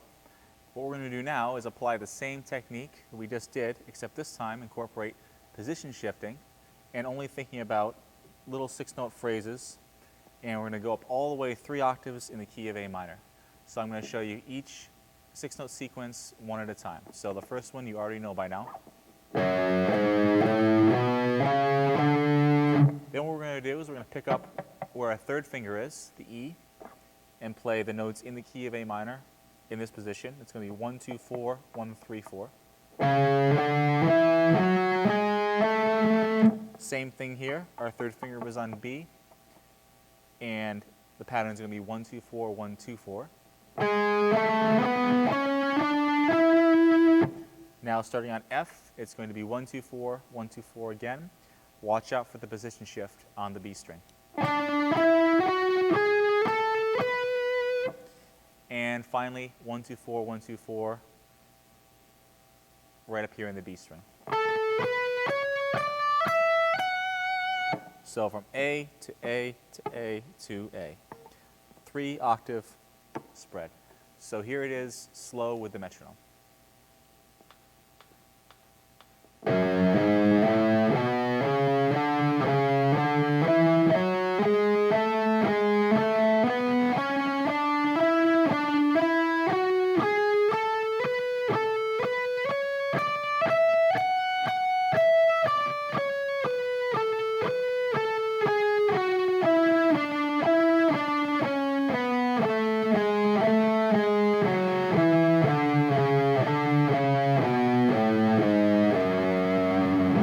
Eighth notes now.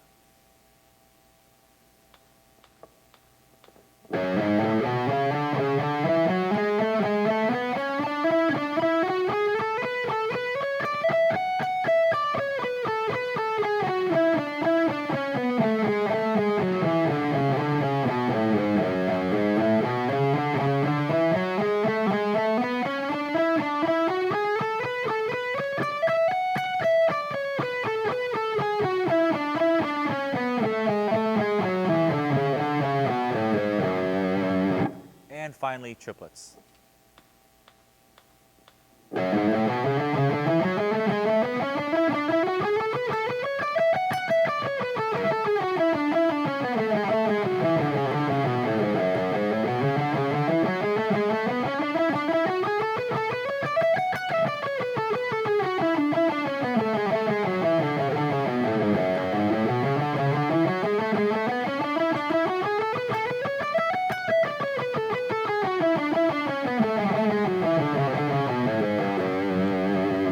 And I got a little fancy there now, that chromatic passing tone, but that's the exercise, and you can use that wherever you want, and it's awesome, and it sounds great. Now, I mentioned earlier that there were 4 A's and 3 octaves, and that can be confusing to some people, but all you have to think about is if you have 4 fence posts, what's the space between the posts? It's not 4, it's 3. So our fence posts in this case are A, but we're only traveling up 1 octave, 2 octave, 3 octaves. So that's something just to keep in mind when you're going up and down octaves.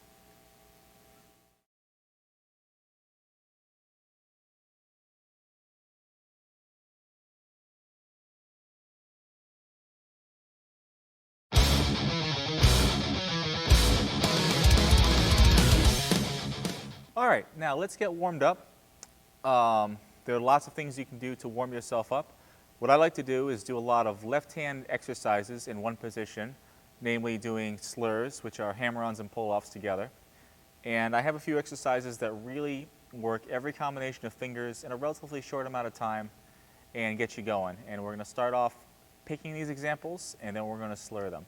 So the first one is going to be a 2-finger example utilizing every set of 2 fingers that we have and then reversing it. So I'll show you each mini pattern first, and then we'll put it all together. So it goes as follows: 1, 2, 1, 3, 1, 4, 2, 3, 2, 4, and 3, 4. Now I'm going to put that all together really slow. I'm going to pick every note.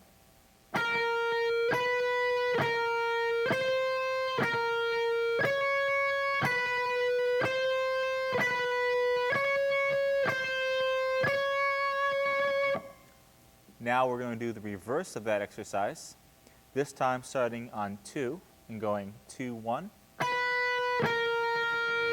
3, 1,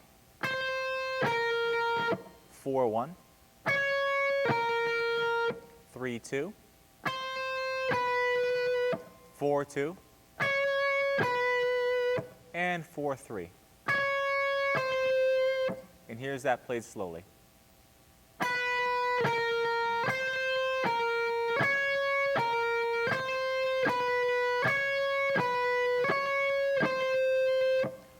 All right, now I'm going to put these together forward and backward without stopping. And I'm going to do it at a moderate pace.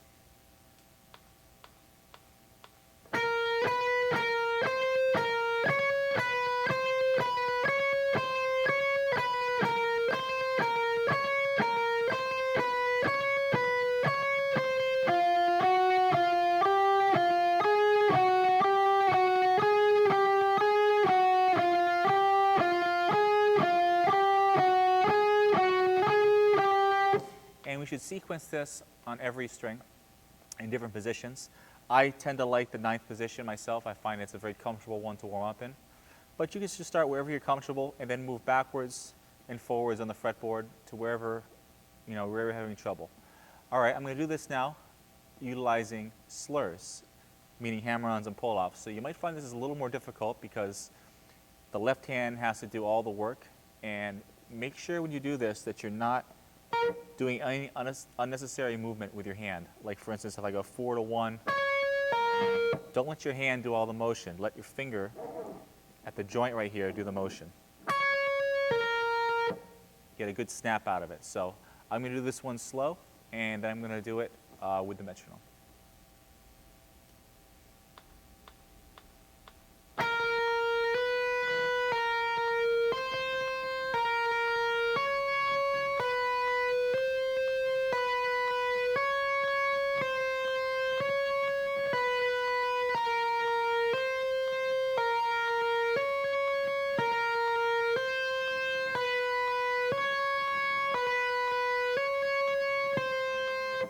Here's a little bit faster.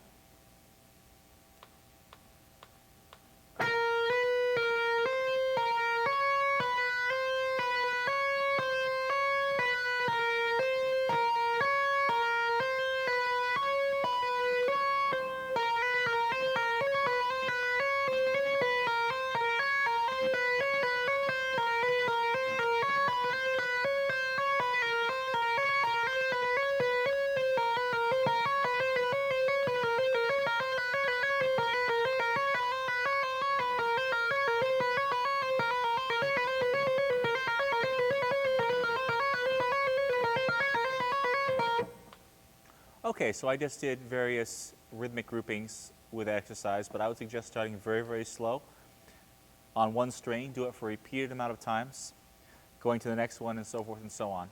We're not so concerned with moving across strings at this point. We just want to get our left hand warmed up, and then we can add the picking, and then we can start doing plenty of stuff across strings. But if the left hand doesn't have its fingering down, everything else is going to fall apart.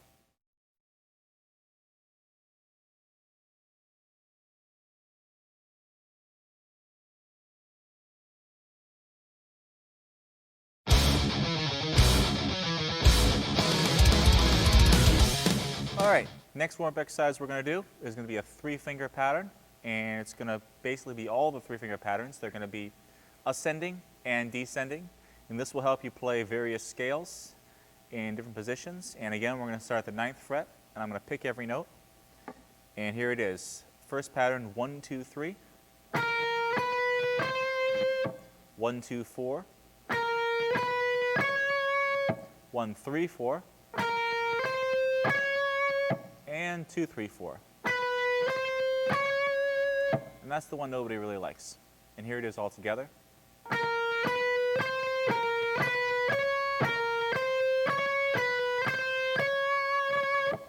Okay, now we're going to do this now in reverse. And the way we're going to do that is going to be 3, 2, 1. 4, 2, 1. 4, 3, 1. And 4, 3, 2. Again, no one likes that one either. So here it is in reverse.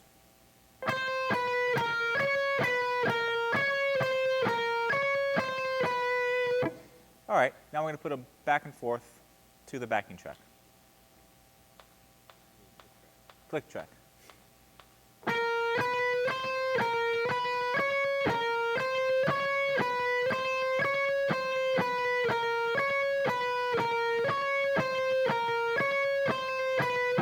And just like before, we want to do them on all the strings, and we're going to do them slurred as well. So I'm going to play this one now, same tempo, slurred.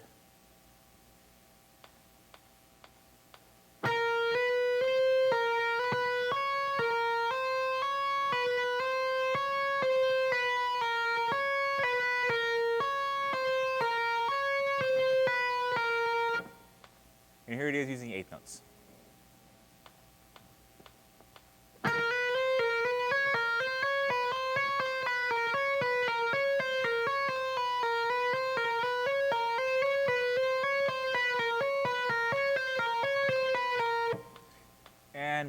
go to triplets on this one.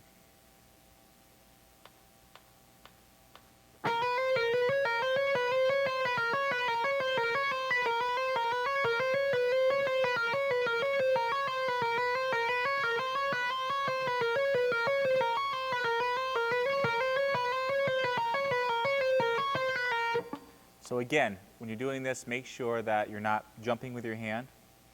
And by utilizing all these motions here, it will probably tempt you to keep your tempo down so you're not just working the motion that you're good at. This gets you to kind of suck it up and do all the motions with all the fingers. So it's a great warm-up, and I find it's worked very well for me.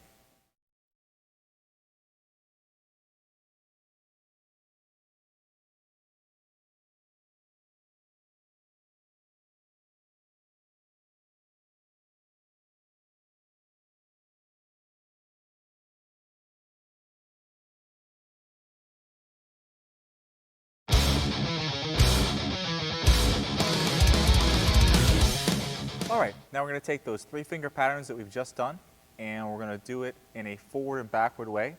So it kind of represents playing a scale back and forth on one string. Very, very useful.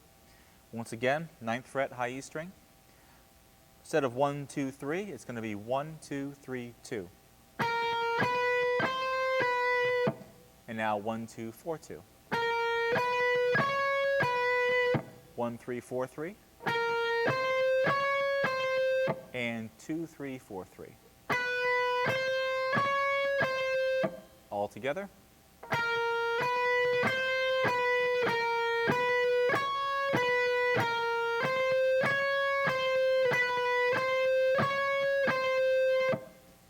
And now the reverse pattern.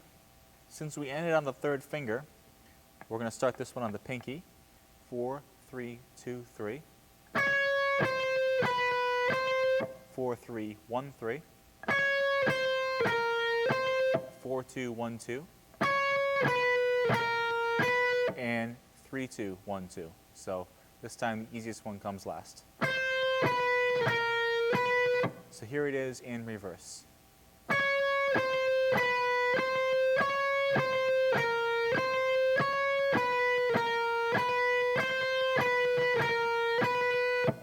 And now we're going to put it together back and forward, picked with the metronome.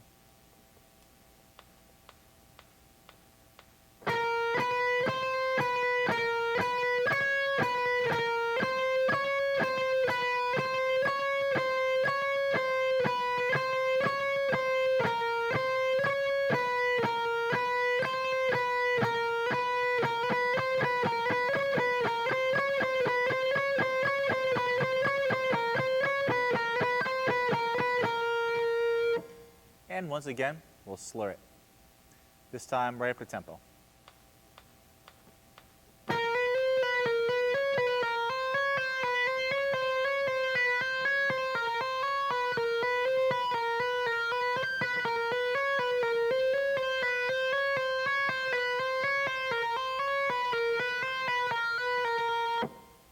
Now you notice when I played that, I had a little bit of a noise in there from my hand, a little bit of a mistake, but what you want to make sure when you do these things is your right hand is covering the strings you're not using. Therefore, you don't get this hum of noise coming out. So as we do different strings, the right hand needs to always be on the lower strings you're not using. And when I go to say like the B string, my left hand is going to take care of muting the next string, the higher string, the E string.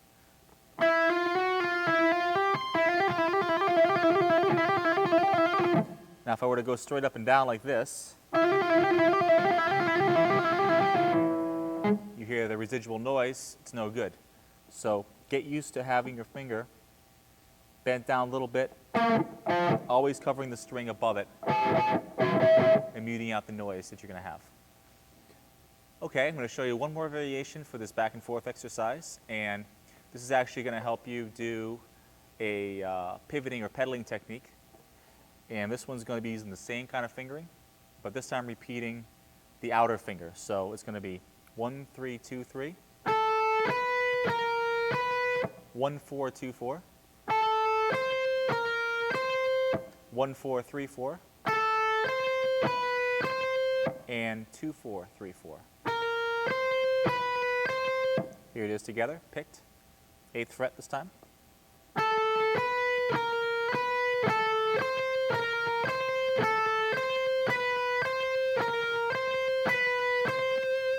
And now reverse, it's going to be 3, 2, 3, 1,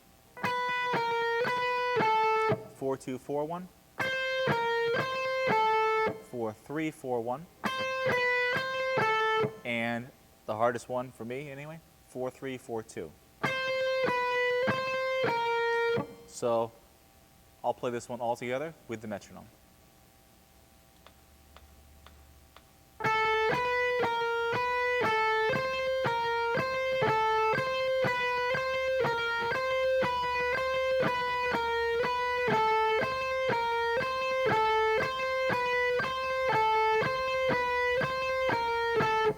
Now 8 notes.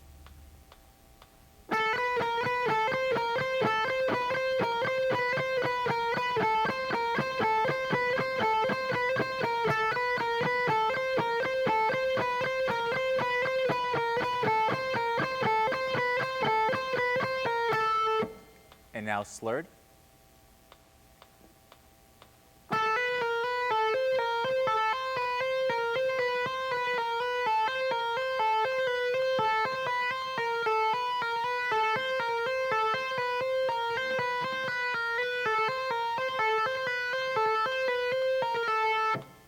So if that isn't enough chromatic exercises for you, then go somewhere else. But there you go.